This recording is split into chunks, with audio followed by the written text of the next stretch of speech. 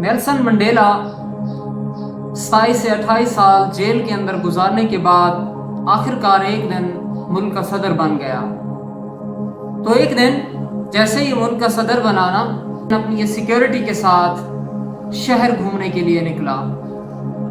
شہر گھومنے کے لیے جیسے ہی نکلا تھا، اس نے دیکھا کہ ایک ہوٹل ہے، تو اس نے یہ فیصلہ کیا اپنے سیکیورٹی کے ساتھ ساتھیوں کے ساتھ کہ مل کر اس ہوٹل کے اندر کھانا کھاتے ہیں۔ جیسے ایک اس ہوٹل کے اندر یہ انٹر ہوئے تو انہوں نے دیکھا کہ ایک شخص ہے جو اپنے کھانے کا انتظار کر رہا تھا۔ اس نے اپنے سیکیورٹی کو حکم دیا کہ اسے جاؤ، اس شخص کو کہو کہ اپنا کھانا لے آئے، ہماری ٹیبل پر ہم ساتھ کھاتے ہیں۔ جو شخص آیا اس کے ساتھ بیٹھ گیا تو وہ شخص کانپنے لگا۔ جیسے ہی اس شخص کا کھانا ختم ہوا تو وہ چلا گیا، اور اس کی سیکیورٹی نے پوچھا کہ حضور یہ بندہ کانپ کیوں رہا تھا؟ گویا کہ کچھ لگتا ہے کہ اسے کوئی مسئلہ ہے، یا تو یہ بیمار ہے یا تو کوئی اور مسئلہ ہے۔ تو نیلسن منڈیلا نے بتایا کہ نہیں، یہ نہ ہی بیمار ہے نہ ہی اسے کوئی مسئلہ ہے، اصل میں یہ ڈر رہا تھا، یہ خوف زدہ تھا۔ اس کی وجہ یہ ہے کہ جب میں جیل کے اندر تھا نا، یہ وہ شخص ہے، جب بھی میں اس سے کوئی کھانا مانگتا تھا یا پھر کوئی پانی مانگتا تھا تو یہ مجھ پر خوب قسم کا تشدد کیا کرتا ہوتا تھا، اور یہ مار کر مجھے لاچار کر دیتا تھا، اور آخر میں اس سے پانی مانگتا تھا، یہ مجھ پر آ کر پیشاب کر دیتا تھا۔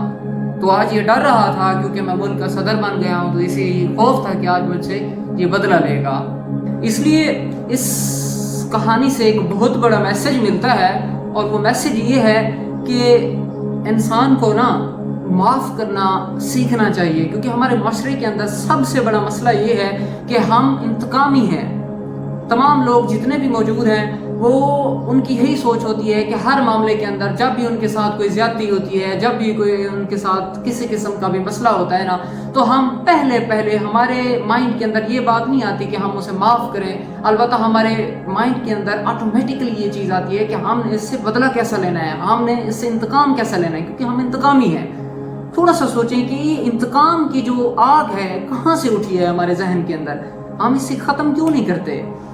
اگر انتقام بدلہ ہمارے یہاں سے ختم ہو جائے نا، تو میں سمجھتا ہوں کہ ہمارے معاشرے کے 90% مسائل حل ہو جائیں گے۔ اس لیے وہ شیخ سعدی کا فرمان ہے نا، وہ کہتے ہیں کہ تم اپنی 1000 غلطیوں کے باوجود بھی تم اپنے آپ سے نفرت نہیں کرتے، تو پھر کیوں کسی ایک شخص کی ایک غلطی پر تم دوسرے سے نفرت کرنا شروع کر دیتے ہو؟ یا تو پھر تم دوسروں کو معاف کرنا سیکھ لو، یا تو تم پھر ایسا کرو کہ غلطیاں کرنا چھوڑ دو،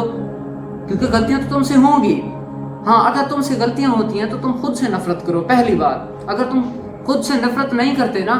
تو پھر تمہارا حق بنتا ہے کہ دوسروں سے بھی نفرت نہ کرو، دوسروں سے بھی انتقام نہ لو، بدلہ نہ لو، ان کے ساتھ بھی درگزر والا معاملہ اختیار کرو۔ اس لیے اگر تم اللہ تبارک و تعالیٰ کی ذات سے معافی چاہتے ہو نا، اور تم اگر یہ چاہتے ہو کہ اللہ تمہاری غلطیوں کو، کوتاہیوں کو معاف کر دے،